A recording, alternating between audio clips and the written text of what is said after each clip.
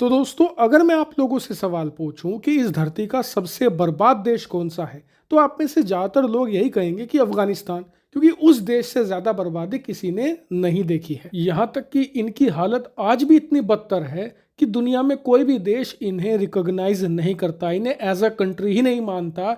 और इसी वजह से ये किसी के साथ ना तो व्यापार करते हैं, ना ही किसी के साथ कोई बड़ा इनका कनेक्शन है। इसीलिए इनकी अर्थव्यवस्था तो लगभग है ही नहीं, खत्म हो चुकी है। लेकिन अगर मैं आपसे कहूं कि एक और भारत का पड़ोसी देश है जिसके कनेक्शन चीन, अमेरिका, यूरोपियन देशों के साथ है, जिनसे वो अरबों डॉलर लेता है, और उसके बावजूद उस देश ने बर्बादी के मामले में अफगानिस्तान को पीछे छोड़ दिया है, तो क्या आप मानोगे? नहीं ना।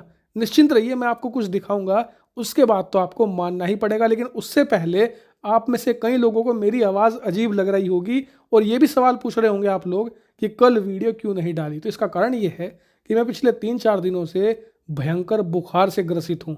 हालात इतने ख़राब थे कल कि ना तो कुछ सुन रहा था, ना ही कुछ बोला जा रहा था। और आज की स्थिति ये है कि बुखार तो नहीं है, हल्का सा है, लेकिन आवाज़ चली गई है और बहुत ही हल्के सी आवाज़ आ रही है और सुनाई तो लगभग ना के बराबर ही दे रहा है। हालांकि फिर भी कंडीशन ठीक है, आने वाले 1-2 दिनों में बिल्कुल बेहतर हो जाऊंगा। तब तक प्लीज़ मेरी इसी आवाज़ के साथ काम चला लेना और इग्नोर करना इस आवाज़ को। तो चलिए इसी के साथ वीडियो की शुरुआत करते हैं। तो दोस्तों, पिछले 4 दिनों से पाकिस्तान में जो हो रहा है ना, वो अनइमेजिबल है। क्योंकि पिछले 4 दिनों से पाकिस्तान के अंदर राष्ट्रव्यापी बंद हो रखा है। पाकिस्तान के जितने भी दुकान हैं, बिजनेस हैं, वो ठप पड़े हैं। और इसका कारण है विरोध। और विरोध के 2 कारण हैं। पहला है बिजली ना आना और दूसरा है बिजली के बिल का आना। जी हाँ, आप जानकर हैरान होंगे कि पाकिस्तान के अंदर बड़े बड़े शहरों में ब्लैकआउट हो रहे हैं, लगातार बिजली के कट लग रहे हैं और लोगों का बुरा हाल है। यहाँ तक कि पाकिस्तान की जो छोटी या फिर बड़ी फैक्ट्री भी हो, वहां तक बिजली की सप्लाई नहीं हो पा रही।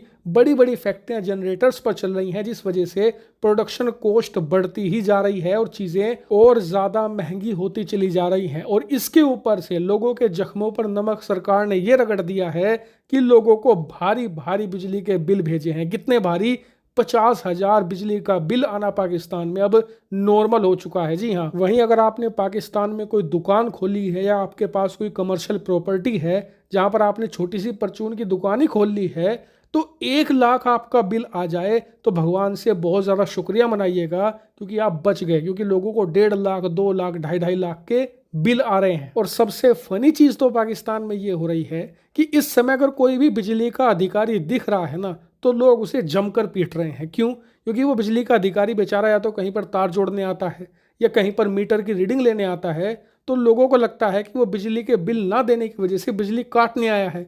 इसी वजह से लोग उसे जहां भी दिखते हैं पीटने लग जाते हैं। और इसी वजह से आज की तारीख में पाकिस्तान के अंदर बिजली विभाग की जो नौकरी है वो सबसे ज्यादा खतरे पर आ गई है। वो हाईली रिस्क जॉब है। उससे ज्यादा रिस्क पाकिस्तान में कुछ भी नहीं है। क्योंकि अगर आप बिजली विभाग के कर्मचारी हो तो ये बात मानकर चलो कि हर दूसरी गली में आपके पिटने का खतरा है। तो ये तो हो गई पाकिस्तान की बिजली की हालत। बात करें इनकी इकोनॉमी की, तो स्थिति इतनी ज्यादा बुरी हो चुकी है कि इन्फ्लेशन 50% के भी पार चला गया है। ये ऑफिशियल आंकड़ा है। अनऑफिशियल कई सारे जो इंडिपेंडेंट एक्सपर्ट्स हैं वो बता रहे हैं कि ये 100% के भी पार जा चुका है। और ये कितनी बड़ी बात है। उदाहरण के लिए भारत में इस समय 5 से लेकर 6% इन्फ्लेशन है। दुनिया के हर एक देश में इतना इन्फ्लेशन होता है। अगर 1% भी ये बढ़ जाता है ना, मान लीजिए 7 से 8% हो गया, तो हमारे यहाँ पर धरने शुरू हो जाते हैं, पार्टियां सड़कों पर उतर आती हैं और विपक्षी पार्टियां कोहराम मचाती हैं। लेकिन पाकिस्तान में तो 50-60% इन्फ्लेशन भी कुछ नहीं माना जाता। वहां तो ये नॉर्मल चीज है और अब तो ये उसे भी ब्रेक कर चुकी है। इतनी ज्यादा बुरी हालत है। वहीं आप अपनी स्क्रीन पर देखिए, पाकिस्तान के आर्मी चीफ ने ऐलान किया है कि अपनी गिरती अर्थव्यवस्था को अब ये संभालेंगे। जी हाँ, सेना ने अब कहा है कि हम ओपनली सामने आएंगे और इकोनॉमी को सही करने की कोशिश करेंगे। अब आप खुद सोचिए कि पाकिस्तान की हालत अब कितनी ज्यादा और बुरी होने जा रही है। क्योंकि इकोनॉमी संभालने का काम अर्थशास्त्रियों का होता है, इकोनॉमिस्ट का होता है। वहीं सेना संभालने का काम एक कमांडर का होता है, सैनिकों का होता है, जनरल्स का होता है। अब आप खुद सोचिए कि आप इकोनॉमी पर बैठा दीजिए एक कमांडर को, वहीं सेना के ऊपर बैठा दीजिए आप किसी इकोनॉमिस्ट को, दोनों चल पाएंगे? नहीं। क्योंकि जिसका काम उसी को साजे और करे तो डंडा बाजे। इसके अलावा वीडियो की शुरुआत में मैंने आपको ये भी बताया था कि पाकिस्तान अफगानिस्तान से ज़्यादा बर्बाद हो चुका है। इसके मैं आपको 2-3 रीज़न बता देता हूँ। सबसे पहले आप अपनी स्क्रीन पर देखिए, अफगानिस्तान ने अपने नागरिकों को कहा है कि आप इस समय पाकिस्तान में, स्पेशली गिलगिट बाल्टिस्तान में मत जाइए, क्योंकि वहाँ पर प्रोटेस्ट हो रहे हैं, आपकी जान को खतरा है।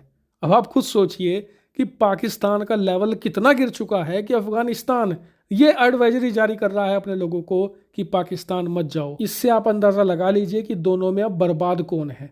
इसके अलावा स्क्रीन पर आप देखिए, अफगानिस्तान और पाकिस्तान की करेंसी का कंपैरिजन आज की तारीख में एक अफगानी के मुकाबले आपको 4 पाकिस्तानी रुपए मिल जाएंगे। ये इनकी हालत है और ये हालत तो अभी बद से बदतर और ज़्यादा होगी और मैं आपको लगातार इस पर रिपोर्ट देता रहूँगा। आप लोग चैनल को सब्सक्राइब करके रखना। Thank you very much for watching video.